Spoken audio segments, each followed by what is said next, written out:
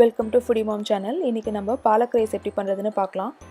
முதல்ல ஒரு பாத்திரத்தை லைட்டாக சூடு பண்ணி ஒரு சின்ன கட்டு அளவு பாலக்கீரையை சுத்தம் பண்ணதை அதில் சேர்த்துருவோம். இந்த கீரை அதில் இருக்கிற ஈரத்துலேயே வேகும், நம்ம தனியாக தண்ணி ஊற்ற தேவையில்லை.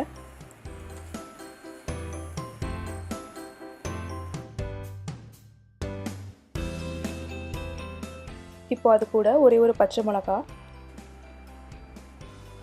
அப்புறம் கொஞ்சோண்டு உப்பு மட்டும் சேர்த்துருவோம்.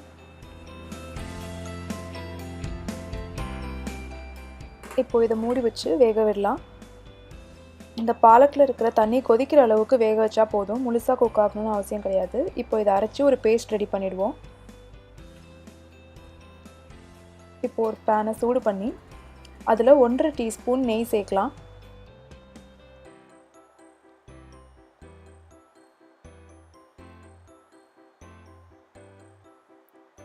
நெய் சூடானதும் ஹோல் கரம் மசாலா, அதாவது பட்டை, கிராம்பு, ஏலக்காய், கொஞ்சம் பிரியாணி இலை, கொஞ்சோண்டு சீரகம் இதெல்லாம் சேர்த்துருவோம்.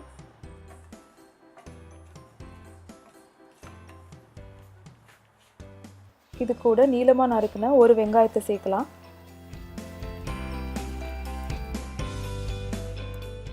இப்போ இந்த வெங்காயத்தை நல்லா வதக்கிடுவோம். வெங்காயம் கொஞ்சம் நல்லா ப்ரௌன் கலராக வர மாதிரி வதக்கணும், கேரமலைஸ் ஆகுறதுன்னு சொல்லுவாங்க. அதுதான் வெரைட்டி ரைஸஸ்க்கு ரொம்ப நல்லாயிருக்கும். இப்போ இது கூட 1 டேபிள் ஸ்பூன் அளவு பூண்டு இஞ்சி சேர்க்கலாம். பூண்டு இஞ்சியும் நல்லா வதங்கினதுக்கு பிறகு ஒரு கையளவு புதினா இலையும் கொத்தமல்லி இலையும் சேர்த்துருவோம். இதையும் லேசாக வதக்கிக்குவோம். ஒருவேளை கொத்தமல்லி புதினா இல்லாமல் இருந்துச்சுன்னா அது இல்லாமல் கூட செய்யலாம், பிரச்சனை இல்லை. இது வதங்கினதும் இது கூட தக்காளி சேர்த்துடலாம். இதில் பாதி தக்காளி சேர்க்குறேன், பொடியாக நறுக்குனது.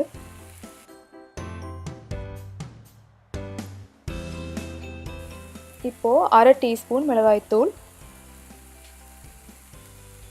அதோட 1/2 டீஸ்பூன் மல்லித்தூள், இது கூட 1/4 டீஸ்பூன் மஞ்சள் தூள், இது எல்லாமே சேர்த்துருவோம்.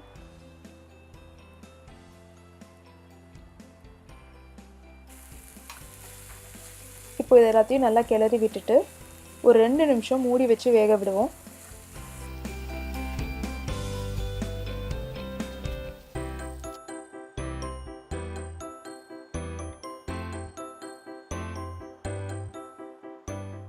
இப்போ 2 நிமிஷம் ஆயிடுச்சு.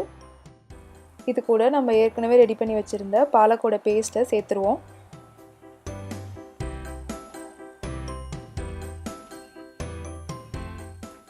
இந்த பாலக்கு ஏற்கனவே நம்ம குக் பண்ணி வச்சுருந்ததுனால இதை திரும்ப இதோட சேர்த்து குக் பண்ண விட வேண்டிய அவசியம் கிடையாது. இதை நல்லா மிக்ஸ் பண்ணி விட்டுட்டு நம்ம இது கூட நெக்ஸ்ட்டு அரிசி சேர்த்துடலாம்.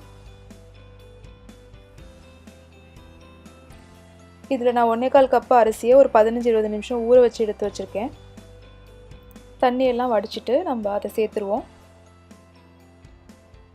இதில் யூஸ் பண்ணுறது சோனா மசூரி அரிசி, இதுக்கு பதிலாக பாஸ்மதி அரிசி யூஸ் பண்ணாலும் இன்னும் நல்லாயிருக்கும். இது நார்மலாக ஒரு ஆஃபீஸ் டேக்கு குக் பண்ணுறதுனால நான் நார்மல் அரிசி வச்சே குக் பண்ணுறேன். இப்போ இந்த அரிசி இதோட சேர்த்து நம்ம நல்லா கிளறி விட்டுருவோம். இதை ஒரு குக்கருக்கு மாற்றிடுவோம். இப்போது 1 கப்பு அரிசிக்கு 2 கப்பு தண்ணிங்கிற அளவில் 1/4 கப்புக்கு 2.5 கப்பு தண்ணி சேர்க்குறேன்.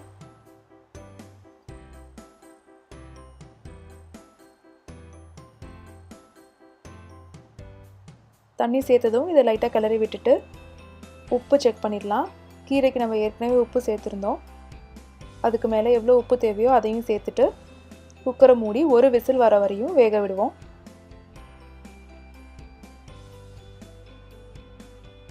ஒரு விசில் வந்து ஸ்டீம் போனதும் நம்மளோட பாலக் ரைஸ் ரெடியாக இருக்கும். இது லஞ்ச் பாக்ஸில் பேக் பண்ணி கொடுக்குறதுக்கும் ரொம்பவே நல்லாயிருக்கும். இதோட டேஸ்ட்டை இன்னும் அதிகமாகிறதுக்காக நான் இது கூட பன்னீர் சேர்க்க போகிறேன். இப்போது இது கூட க்யூப் பண்ணி வச்ச பன்னீர் பீசஸ் சேர்க்குறேன். இப்போ இந்த பன்னீர் உடையாத அளவுக்கு மெதுவாக கிளறி விடலாம். தேவைப்பட்டால் இந்த பன்னீரை கீயில் லைட்டாக ஃப்ரை பண்ணி கூட சேர்க்கலாம். பட் இது இந்த சூட்லேயே வெந்துருங்கிறதுனால நான் லைட்டாக மிக்ஸ் பண்ணி வச்சுட்டு குக்கரை மூடிடுறேன். ஒரு 10 நிமிஷம் மூடி வைக்கலாம். பன்னீர் சேர்க்குறதா இருந்தால் ஸ்டீம் போன உடனேயே பன்னீரை சேர்த்துட்டு மூடி வைக்கணும், அப்போ தான் அது அந்த சூட்லேயே குக் ஆகும். இப்போ நம்மளோட பாலக் பன்னீர் ரைஸ் ரெடி ஆயிடுச்சு. இதை நீங்களும் ட்ரை பண்ணி பாருங்கள். உங்கள் கமெண்ட்ஸை ஷேர் பண்ணுங்கள். மறக்காமல் சேனலுக்கு சப்ஸ்கிரைப் பண்ணுங்கள்.